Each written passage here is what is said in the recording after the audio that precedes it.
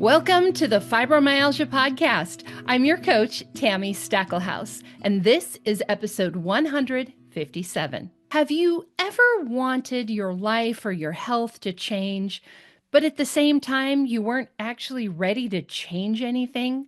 Or maybe you felt like you were getting ready to be ready. Maybe you feel like it's going to be too hard to change your fibromyalgia symptoms and it feels like too big of a mountain to climb. You're not prepared. So you just decide to wait and you don't even start. If any of that sounds familiar, this episode is for you. Today, I'm diving deeper into the struggle that we all have of wanting to feel better and at the same time, not really wanting to change ourselves, our habits, or our lives. Believe me, I have been there. And to be honest, in some areas of my life, I am still there. And if I'm honest in those areas, then I know I'm just not ready. Like I'm not ready to change this thing, even though the thing bugs me, right? So today I'm going to be sharing a story with you that I think about often, actually, whenever I feel like I'm stuck in that place of wanting to change, but not wanting to change. I think about this story and I'm going to share that with you. It's a story from the early days of my struggle to feel better. It was one of those moments that actually changed everything, a moment where I got a little divine help. I'm also going to talk about why all of us are resistant to change, the changes, the stages that we go through when we're trying to make a change, and we'll end with some practical tips that you can use to get started right now, even if you don't feel ready, maybe even especially if you don't feel ready. As always, I do want to remind you that the information that you hear is not meant to be considered medical advice, and it is not intended to replace consulting with a qualified physician or other healthcare provider. There may be reasons that you shouldn't start with something just yet, and there may be reasons why you need to wait. So if there are things in this episode, if there are things that maybe it inspires you to try making some changes, make sure you talk with your providers if it's something that they need to know about. So let me take you back. This was back in 2009. I had been diagnosed with fibromyalgia in 2007. So this was a couple years into my journey. I had realized that I needed to change some things or my life was just going to be a downward spiral. I knew I was going to need to change actually a lot of stuff. I talked with my doctor about it. She actually referred me to a health coach. I hired my first coach and we started working on things like my sleep habits, my diet, how I was using the energy that I do have. And in the middle of starting to work on that, I ended up having to need my wisdom teeth removed. And after they were removed, I ended up with dry socket.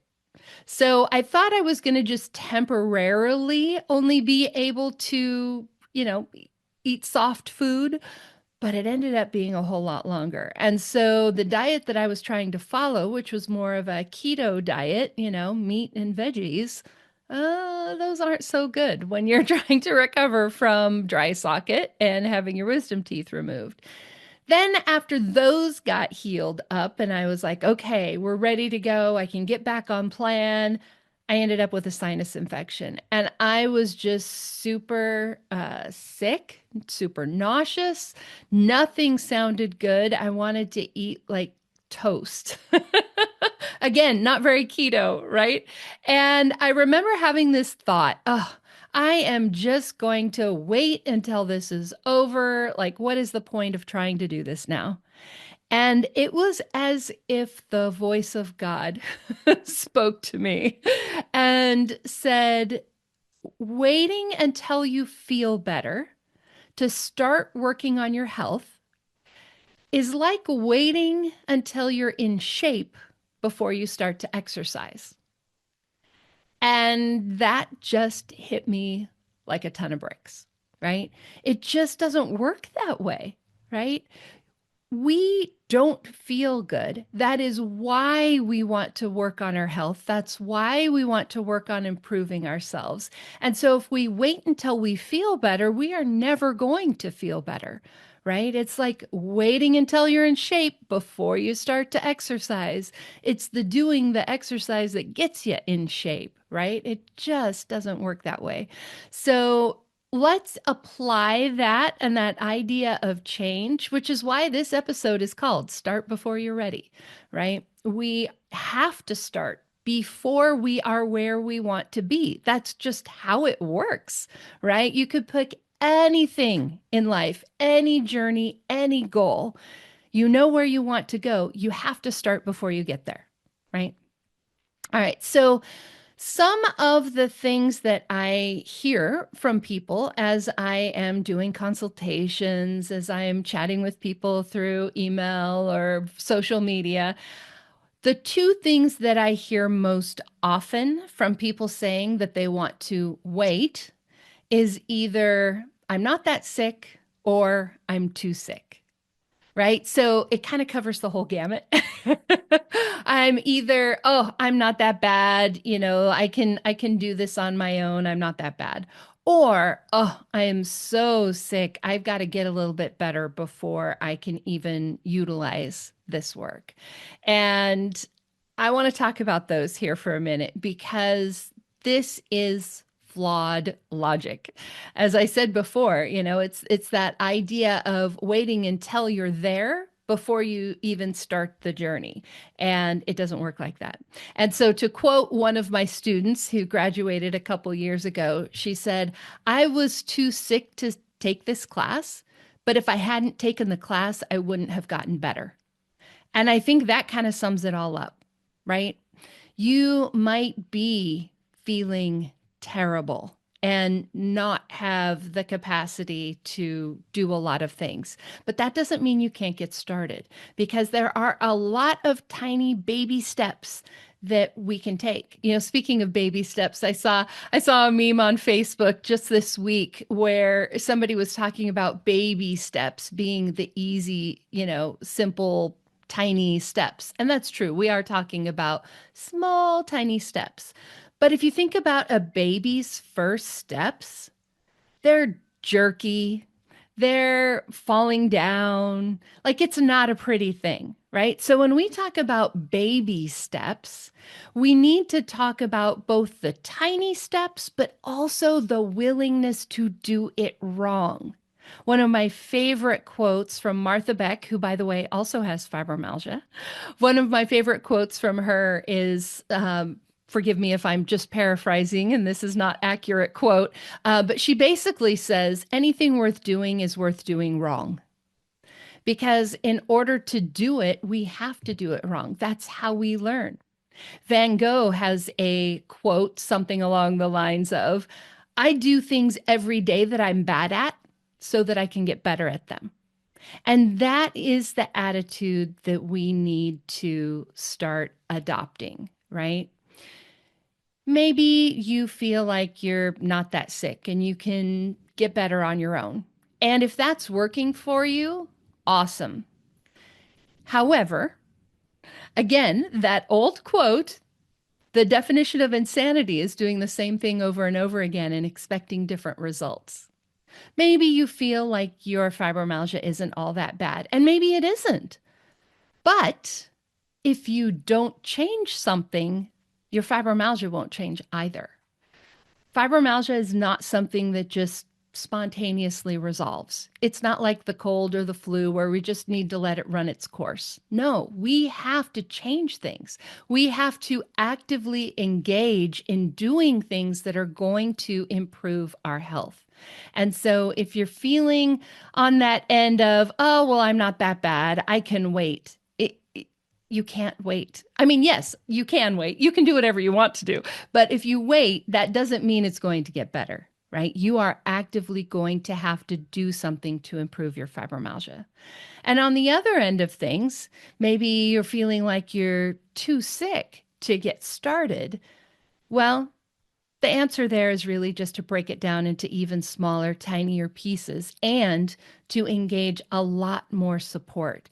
If you are so sick and your brain fog is so bad that you are just overwhelmed with everything, you can't make decisions, then you need somebody to come alongside you to help you think through those things and create those baby steps and help hold you accountable and strategize for how you're actually going to do it, right? You need that extra support if you are that sick. And remember what my student said, I was too sick to take this class, but if I hadn't taken this class, I wouldn't be feeling better, right?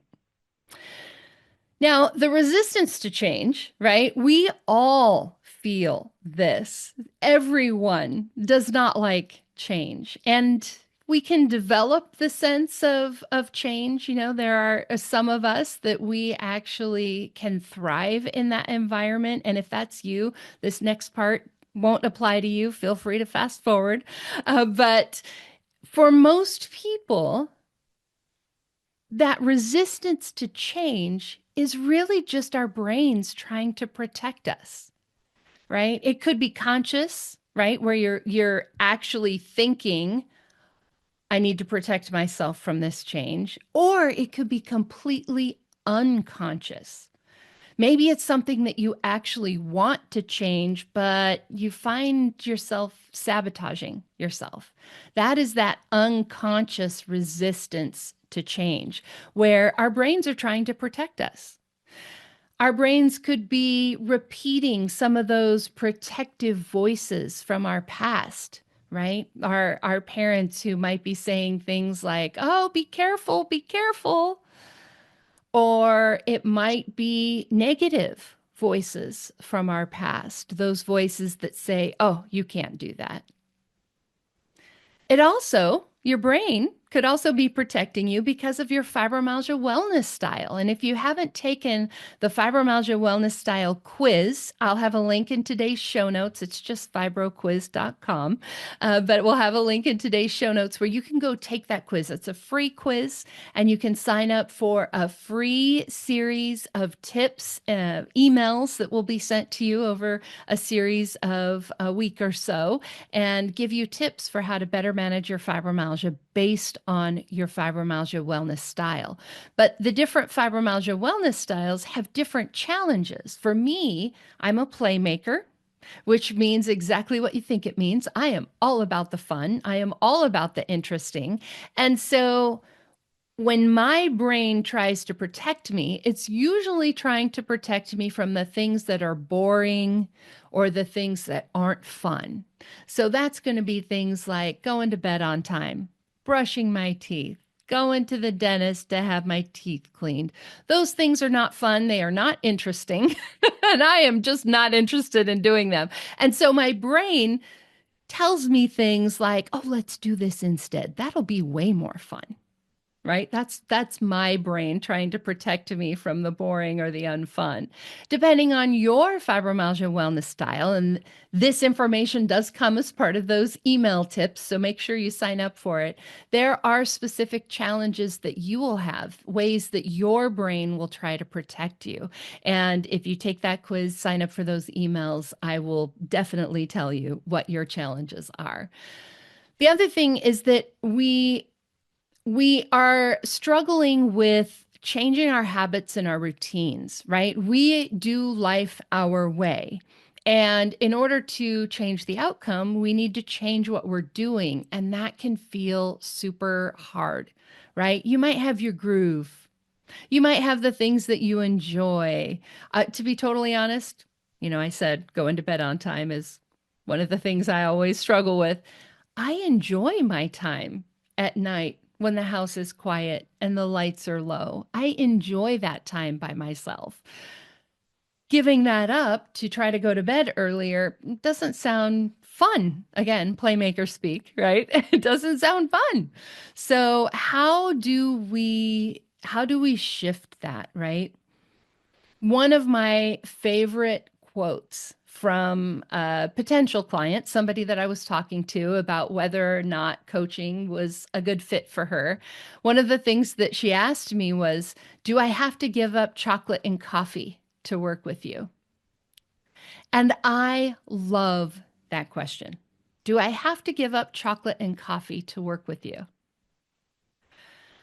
It just says so much, right? I mean, for one thing, with fibromyalgia, we have already given up a lot, right? We may have lost careers or hobbies or even friends and family members because of our fibromyalgia. And so we don't want to give anything else up, right? It also has this feeling of these are some of the only things I can enjoy anymore. And I don't want to give up the last few things that I can enjoy, right? The last few pleasures or the last few comforts of my life. The other thing that it says to me is that exactly what we're talking about today, that resistance to change. I like chocolate and coffee. I'm not sure I want to give those up because I enjoy them. It might feel too hard. Maybe there's a little bit of coffee and chocolate addiction, right? We don't want to give those things up. And I think that that one question, again, just really epitomizes that struggle that we all have of wanting to feel better, but also resisting the change. And one of the things that my husband Scott says that I think is so great, we were actually talking about me writing my books. And he says, I want to have written a book, but I don't want to write a book. And I love that difference between I want to have done a thing, but I don't want to necessarily do the thing, right? Maybe you want to be in shape, but you don't want to exercise. Maybe you want to have your fibromyalgia under control, but you don't want to figure out how to pace yourself. You don't want to say no to the things that you love. A lot of us are basically saying the same thing that he said, which is I want to accomplish this thing. I want to have this thing, but I don't necessarily want to do the work to get me from here to there. And acknowledging that, that's actually the first step, is realizing that you even have that thought. So let's talk about the stages of change. The stages of change model is something that I think can help us recognize where we are and maybe help us know what the next step is, right? So there are 6 steps. There are 6 steps in 6 stages. And the first one is something called pre-contemplation.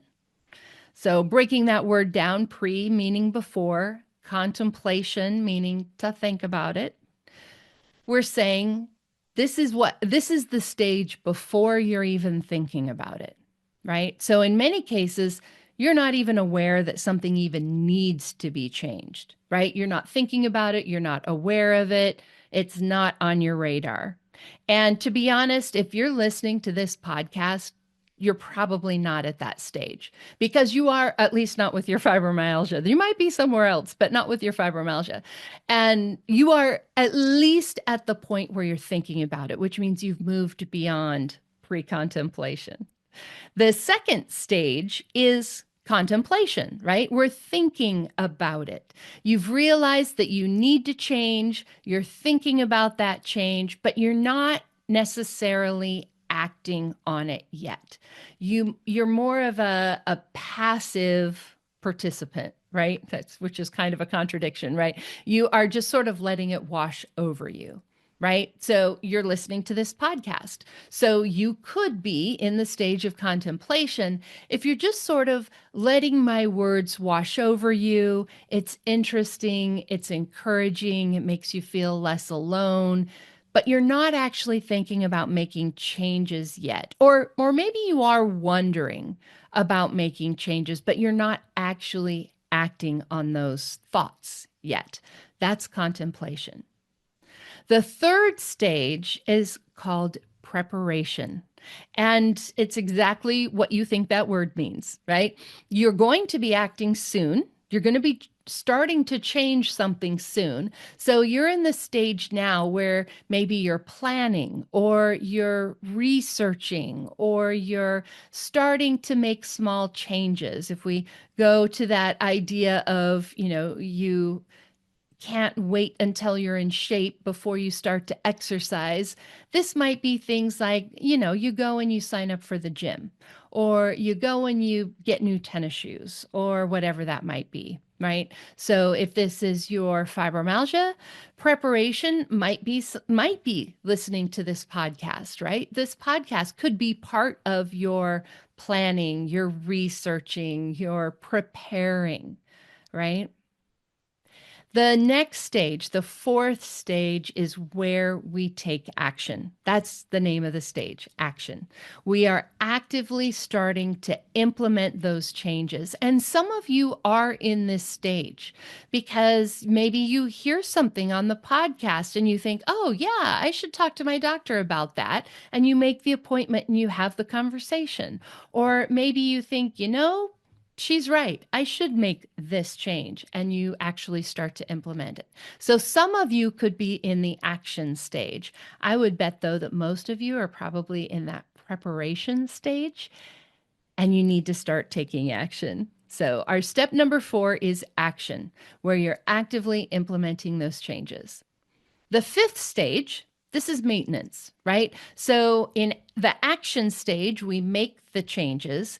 And then in the maintenance stage, what we're doing is we're working to sustain that change over time to make sure that we don't fall into our old habits. Right? So again, going back to our exercise example, maybe you have started going to the gym. You are, doing whatever it is that you do for exercise. I personally love reformer Pilates, and you want to maintain that, right? It would be real easy to let life get in the way and not go, right? If we're talking about your fibromyalgia, maybe you have started learning how to pace yourself better. Maintenance is where we sustain that again over time. And during maintenance, we want to make sure we have enough support during this time because it is very easy to find ourselves in stage number 6, which is relapse. This is where we fall into old behaviors, this will especially happen during stressful times in your life. So to give you some examples, what I see with our clients, the preparation stage, sometimes that is where somebody might schedule a consultation with a coach, right? Because of course, the pre-contemplation stage, you're not even thinking about it, right? Contemplation is when you start thinking about it and maybe you start listening to this podcast. Your preparation stage is when you start looking at, okay, well, what would it look like to work with a coach? Who would I want to work with? Maybe you start listening to some of our interviews with our coaches. Maybe you do a consultation.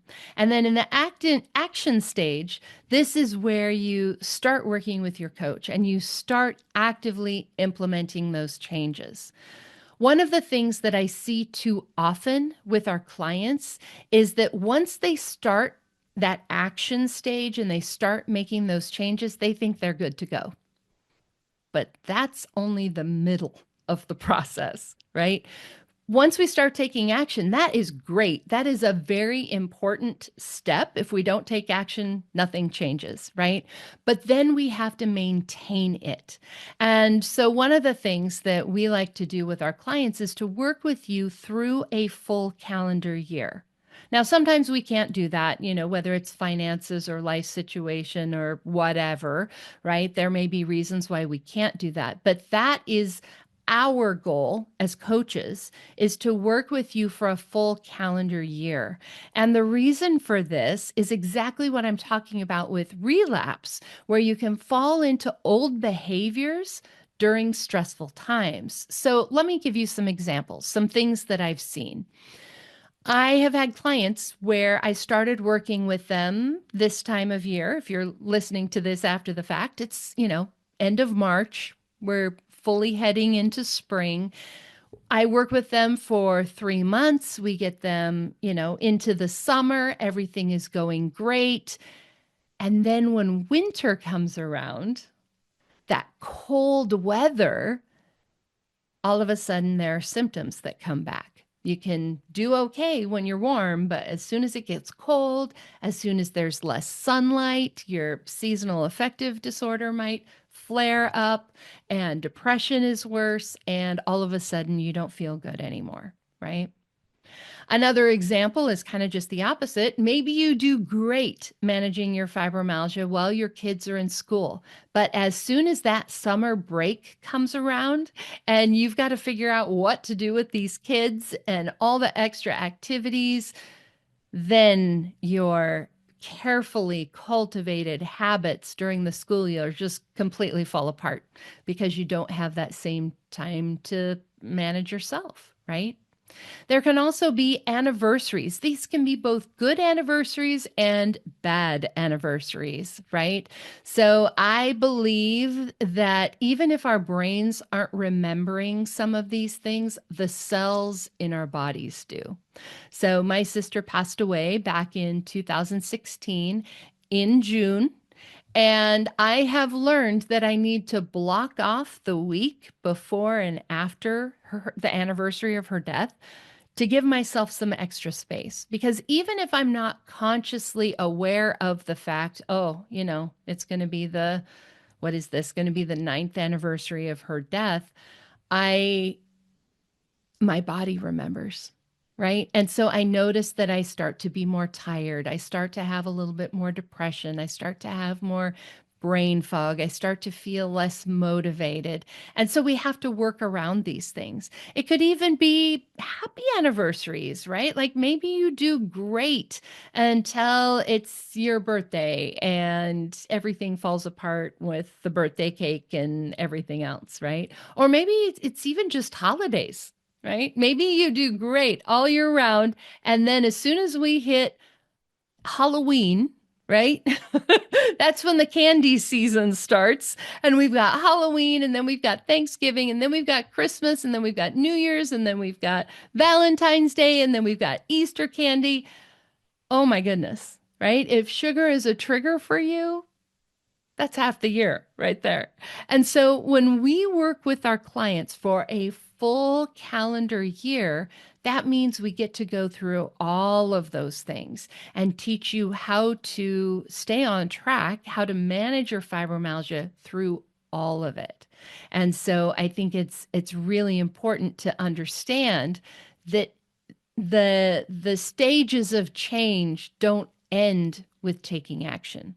Taking action is just the middle of the process. Once we start to take action, we need to make plans for how we're going to maintain that and how we're going to avoid falling into relapse. So, just looking at my own story, just to give you another concrete example, right? I was diagnosed with fibromyalgia in 2007. And in 2009, as I said at the beginning, that's when I hired my first coach. And as I started working with her, right, things were pretty simple, right? We were focusing on my fibromyalgia. It was basically my full-time job, right? I had filed for disability, so I wasn't working. It was my full-time job. And then my wisdom teeth, and then the dry socket, and then the sinus infection. And that very easily could have, well, it did put me into that relapse phase again. And so I had to start over, right? One of the things that I realized as I was in that relapse stage was that it had a purpose too.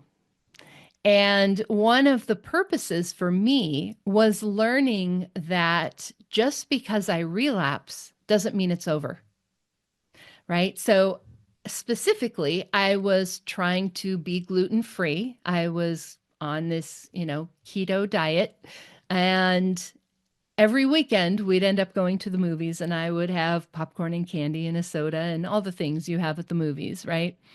And I would fall off the wagon, so to speak, right? I'd have that relapse. And the thing that I had to learn was just because I went to the movies on Friday night doesn't mean that I have to wait until Monday morning to start up again, right? I could have a small relapse and immediately go back to taking action. And that was actually something that I practiced. It was starting the thing, taking the action. That is not necessarily something that I struggle with in some areas of my life. Sure, I do. But I wanted this change. So taking action was fine. What was a struggle was feeling like, oh, well, I screwed it up. Might as well wait until Monday. In fact, my sister and I used to joke we were going to write a diet book titled Starting Monday. Because we said that so often. We'll start on Monday, right? We'll have the weekend, do whatever we want. We'll start on Monday. And so one of the things I had to learn was that I didn't have to wait till Monday to start again. I could go to the movies Friday night and start Saturday morning, right? So for you, I want you to think about those stages of change and think about where you are. Again, pre-contemplation, not even aware of it or not even thinking about it. That's probably not where you are with your fibromyalgia because you're here, you're listening to me. So of course you're thinking about it, right? There might be people in your life, people that you know who have fibromyalgia who aren't even thinking about it. And we can't make somebody move to a new stage. So if you do know somebody who's in pre-contemplation, who's not aware of it or thinking about the changes that they need to make, sure, you could recommend this podcast to them, but you can't move them from pre-contemplation to contemplation. So pre-contemplation, you're not even aware, you're not thinking about it. That's probably not you. Contemplation. You could be in contemplation if you are listening to this podcast, if you are starting to realize that maybe there's some things that you need to change, but you're not actually taking action yet. So you're just kind of letting my voice wash over you, but it's not inspiring change in you. You're just sort of letting it marinate, right? And there is nothing wrong with being in contemplation. This is one of the stages. But eventually, if we want things in our life to change, we need to move through these stages. So if you find yourself in contemplation, your next stage is going to be preparation. Now, you will be in preparation if you are here listening to the podcast and thinking about actually planning out the actions that you can take from what you learn here, right? So this is listening to the podcast as part of your research process, right? You're listening to this podcast with the intention of getting new information. You're starting to maybe make some small changes. Maybe you're starting to plan depending on your personality, your wellness style. You might be someone who needs to plan first, or you might be someone who needs to research first. Preparation is where you start to do that. The next stage after preparation is action. This is where you are actively implementing changes. And some of you might be here. Most of you, my guess is that you're in the preparation stage, but some of you might also be in the action stage. Maybe you are a quick start like me, if you know the Colby A assessment. We take action. That's what we do. We do our research, but then we take action. And we understand that part of how we learn things is how we take action. And that might be you listening to this podcast and being like, oh, okay, I'm going to try that thing. The next stage is that maintenance. So you could be potentially in maintenance if you're somebody who has figured out how to manage your fibromyalgia and you just need to maintain it, right? This is where I am. I am in maintenance. Yes, my fibromyalgia is in remission, but I also can't go back to all my old bad habits, right? I can't go back to no sleep, lots of stress, pushing myself too hard, eating all the wrong things. That will move me into relapse from my remission. So I'm in maintenance, right? And many of you might be here. Those of you who are listening who are graduates of my training programs or maybe old clients, you might be in maintenance. And this podcast helps you stay in maintenance, right? And then there might be some of you who have relapsed. Maybe you had your fibromyalgia figured out a while ago and it's not anymore. Usually because something changed in your life. A lot of the things that I hear are things like, I was doing great and then I moved. I was doing great and then I had a baby. I was doing great and then I got sick with a different illness and then just never recovered, like maybe got COVID. So there's usually a trigger for that relapse. Sometimes it's just, if you're a playmaker, you probably got bored doing all the things that you have to do just to maintain how you feel, right? I always say I would not still be in remission if I wasn't a coach because it's the thing that keeps me on the straight and narrow. So identify where you are in those stages of change and think about what the next stage is. If you're in contemplation, you want to move to preparation. If you're in preparation, your next step is to actually take action. If you're taking action, start to think about how you're going to maintain that. Maintenance is the only one where we don't think about how we're going to go into relapse.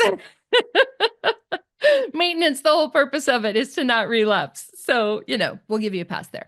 But think about where you are and think about how you can move into the next stage. So if you are in maintenance, then maybe one of the things to do is to think about the areas of your life where you're in pre-contemplation, where you're not aware of the changes that you need to make, and then start to move into contemplation. Maybe you've got your fibro totally managed. We need to talk about something else. Maybe you have other areas of your life totally managed, and we need to improve a specific area of your fibro life. I recently did this actually about, 6 months ago, 9 months ago. I realized that I was not getting the level of deep sleep that I wanted to get. My fibromyalgia is in remission, yes, and I'm getting a good amount of sleep a night, around 8 hours of sleep a night. But when I look at the percentage of that was actually deep sleep, it wasn't as much as I would like. And so I went back to contemplation, to preparation, to taking action on improving this specific area of my health. So if you're in maintenance, think about what other little things can you start to improve?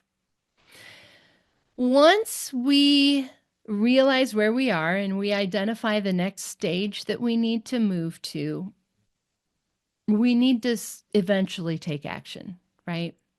Waiting for the point when you're ready is counterproductive, right? There are so many sayings out there I could quote to you, right? Like waiting until all the lights turn green. If you waited until all the lights turned green, you'd never leave your house, right? Or waiting until you're in shape before you start to exercise, or waiting until you feel better before you start to work on your health. It just doesn't work that way. And so eventually we are going to be needing to start before we're ready. This is especially true for our people who like to be super prepared, right? I used to be this person. I remember once my sister and I had signed up for a swing dance class. I know I've mentioned this on the podcast before, but we signed up for a swing dance class and I was stressing out over the fact that I had never done this before. We were going to a class. I didn't want to make a fool out of myself. And I think I even said something like, I just wish I could learn the steps before we go. And my sister just busted up laughing. And she's like, okay, you want to learn how to do the dance before you go to the class that's going to teach you how to do the dance. And I'm like, actually, yes. I mean, when she put it like that, of course, it sounds so ridiculous. But how often in our lives are we doing that? We don't want to feel like a failure. We don't want to fall on our faces. We don't want to make a fool out of ourselves. We want to know how to do the thing and do it perfectly before we even start. But it's the starting that helps us figure out how to do it, right? And so we need to start now wherever we are. It is the only way that you're going to feel better. And so what we do is we start to take small steps, things that you can do right now today. I'm going to give you just some examples, and then I'm going to break down the process of kind of how you're going to get started. So some small steps that you could take right now today might be things like making sure you're drinking enough water, making sure you're getting more sleep, asking for help more often, saying no more often, telling people how you really feel instead of just putting that perfect face on. One of the things that you can do is you can start with an exercise. I give all my clients, this is actually something I always assign with the very first lesson. Actually, I assign it before then. I assign it orientation, is to start writing your body's owner's manual. I did a whole podcast episode on this. It's episode 47. We'll have a link in today's show notes. Just go to fibromyalgiapodcast.com/157 for today's show notes. We'll have a link to that. But this is where you start making a note of the things that you know your body needs. I won't go into that whole lesson right now. You can listen to that episode to learn more. One of the other steps that you can take right now is just to schedule a consultation, talk to a coach. A lot of times we feel so overwhelmed. We don't know what steps to take. We don't know how to break things down, but we know. You might not know, but as coaches, we know. That is our whole job. So we can help you actually break that down, get started, how to change your thought patterns, how to change your habit patterns, and to actually change that. So here are some tips for how to get started when you don't feel ready, right? So break the process down. We want to break it down into really manageable steps. And the first step is always awareness. Remember, pre-contemplation, we're not even aware of it. Contemplation, we become aware of it. So we need to start with that awareness. And that might simply be paying attention to, when do you feel like going to bed? When do you actually wake up? How much sleep are you actually getting? How does your body feel when you get stressed? Why pay attention to the reasons why maybe you're not drinking water? One of the things I realized was I do great if there's water right next to me and I can drink it. But if that bottle runs out, then I don't drink any more water. So for me, one of the first little baby steps I took was simply to get a larger bottle, right? If I had a 24-ounce water bottle or a 16-ounce water bottle and I moved to a 32-ounce water bottle, well, that automatically means I'm going to get 1 to 2 cups more water because it's right there and the bottle has still got water in it, so I'm going to drink it, right? So start to pay attention. I also want you to identify one thing to change and make sure you break that down to one actionable thing. We're not going to say, fix your sleep. Fibro sleep is complicated. There is so much that goes into that. That is too big a problem to solve, right? So break it down into one thing. And maybe that one thing, if we're talking about sleep, maybe that one thing is having a bedtime routine. Or maybe that one thing is making sure everything is ready for you to go to bed. What I mean by that is, that it's inviting that you, that sounds yummy, right? So identify one thing to change. Then because you still have to take action, and that can still be hard, right? We need to go through that preparation stage before we can move from contemplation to action. We need to go through preparation. One of the things that you can do is you can brainstorm. What kind of support are you going to need to make this change? And to think about, actually ask yourself the question, what do I need to be ready to make this change? And don't edit your responses. Like, pretend like you're dictating whatever your brain says and just do a brain dump, right? So ask yourself that question. What do I need to be ready?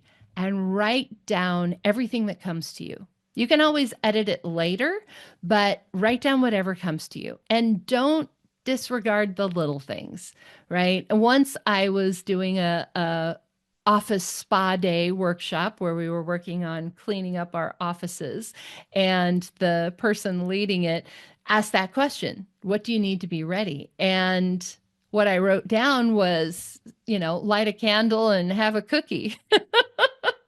But there was something about that process, have a cookie was probably like, okay, maybe my blood sugar is dipping and I need to have a snack. Sometimes the answer will look like I need a nap and a cookie, like you're, a little kid. But really what your brain is telling you is you're tired and your blood sugar is low. So how do you give yourself what you need to be ready?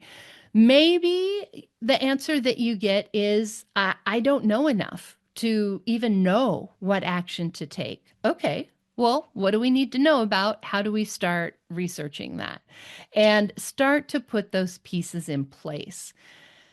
This is going to vary a bit depending on your personality, your Colby A, on your fibromyalgia wellness style. Some of you will need to make a plan, like literally write out a step-by-step plan. Some of you will need to do the research. You might need to talk to people that you trust, ask their opinion, get more information from them. But at some point, you are going to have to start before you have all the answers, because ultimately this is how you figure out those answers. And so one of the things that you can do is to give yourself permission to try, quote, try, without being tied to the outcome. So often we are only giving ourselves permission to do and not permission to try. And I'm starting to feel like Yoda here, do not try. We actually need to do the opposite. We need to give ourselves permission to try, not do. And what I mean by that is, I don't know if acupuncture is going to help you feel better or not.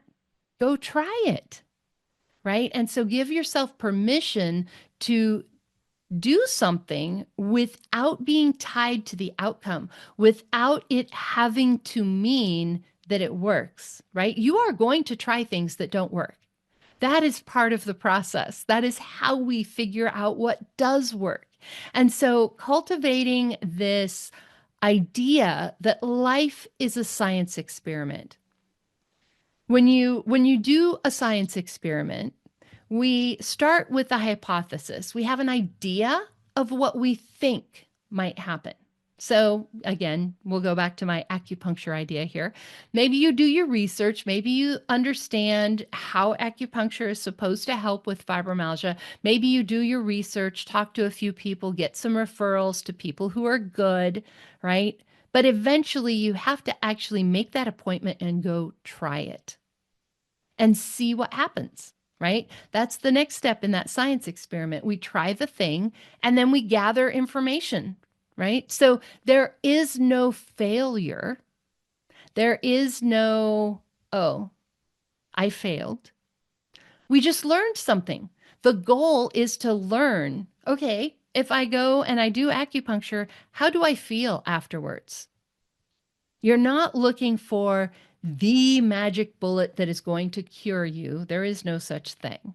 It's going to be a bunch of little things all added together. And some of these things we won't even know for maybe months if it works. If you're trying something like low dose naltrexone, you got to give it at least 6 months to even know if it's helping you. So at some point, we have to start, right?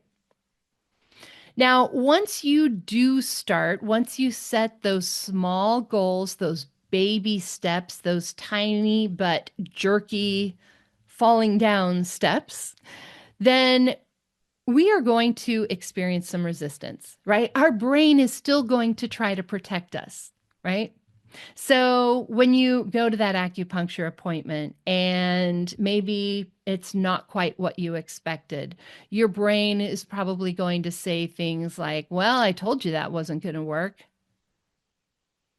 Your brain is just trying to protect you from disappointment, from failure, from pain, physical or emotional.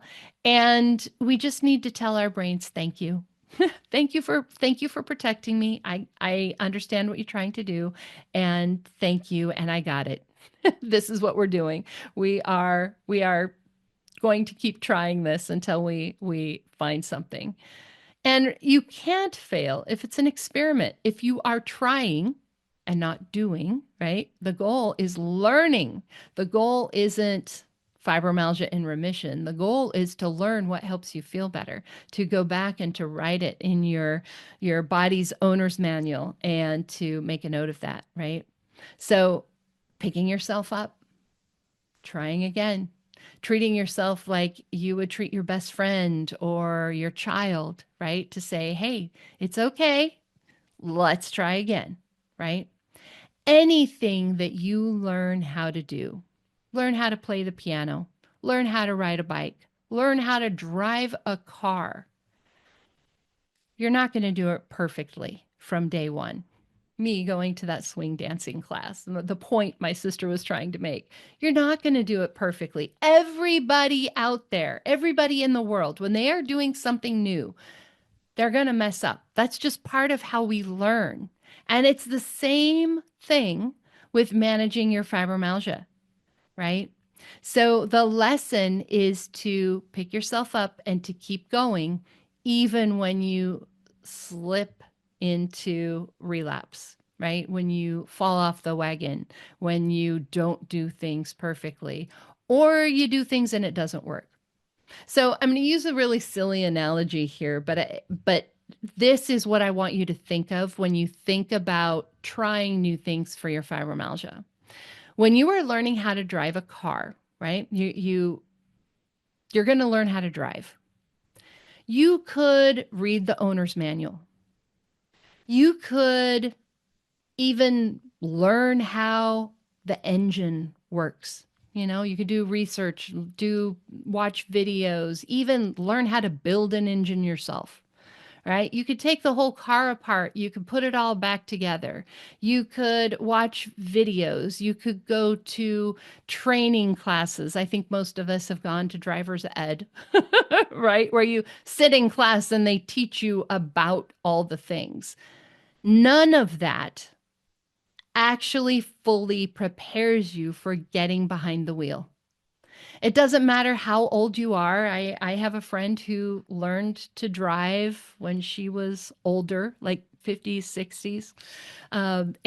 So it doesn't matter if you're, a teenager or if you're older, when you're learning how to drive, the first time you get behind that steering wheel and it is all up to you, you're the person who's pushing the gas pedal. You're the person who's pushing the brake. You're the person who's turning the steering wheel. I think if you think back to when you learned how to drive, you'll remember that moment where you felt like the car was out of freaking control, right? And you are barely holding it on the road and you were maybe going 20 miles an hour. Maybe it was even 15 miles an hour, right? You're not going to do it perfectly. It's why we practice in safe places, right? We have to eventually get behind the wheel of the car in order to actually learn how to drive. All those other things, they could be helpful. Some of your brains may need that information to help you understand things better, but ultimately, we have to take the action. We have to take the action. We have to do something. And again, with your fibromyalgia, it's the same thing. You can read all the books. You can listen to all the podcasts. You can go to all the events, watch all the webinars.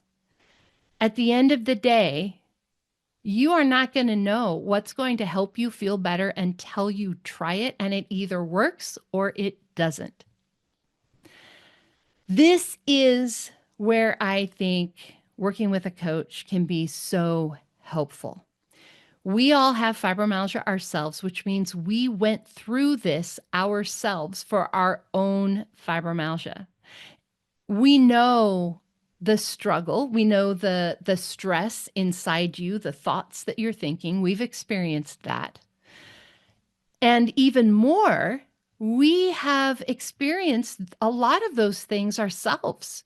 I purposely make sure that I try pretty much anything that I recommend to my clients so I can tell them about the experience. Now, my fibromyalgia is in remission. I can't necessarily tell you, if I go try a brand new therapy that nobody's ever heard of yet, I can't necessarily tell you how that's going to affect my pain because I don't have any, but I can tell you what that experience was like. And because of our research, because of our training, because of all the clients that we work with, and our whole community of coaches who share their experiences, we have a good idea of what is likely to work for you.